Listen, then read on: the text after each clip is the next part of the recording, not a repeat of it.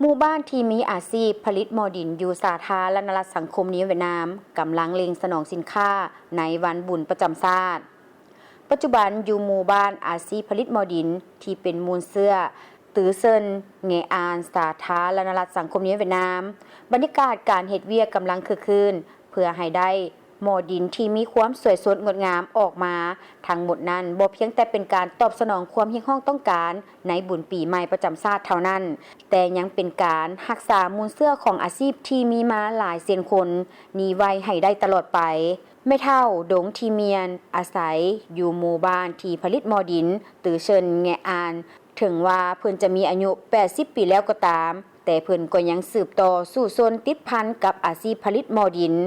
ซึ่งเป็นอาชีพที่ติดพันกับเพิ่นมาเกือบตลอดชีวิตเพิ่นกล่าวว่าการผลิตหม้อดินบ่เพียงแต่เป็นอาชีพหากินเท่านั้นแต่ยังเป็นความม่วนซื่นความภาคภูมิใจหนึ่งที่ติดพันกับดินและไฟมาหลาย10ปีนับแต่ต้นเดือน7เดือนของเวียดนามขึ้นมาบรรดาครอบครัวผลิตหม้อดินอยู่ตือเชิญแงอานก็เริ่มเข้าสู่การผลิตหม้อดินซึ่งระยะนี้จะเป็นระยะที่ผลิตเป็นจำนวนหลายกว่า2หา3เท่าถ้าเทียบใส่วันบุญธรรมดาเฉลี่ยแต่ละครอบครัวสนองหม้อดินให้ตลาดประมาณ100หน่วยต่อวันเพื่อตอบสนองความเรียกร้องต้องการในระยะบุญปีใหม่ถึงว่าการผลิตหม้อดินมีความลำบากหลายก็ตามแต่ทุกๆคนก็ล้วนแต่มีความเบิกบานมวลซืนย้อนอาชีพที่เป็นมูลเสื้อนี้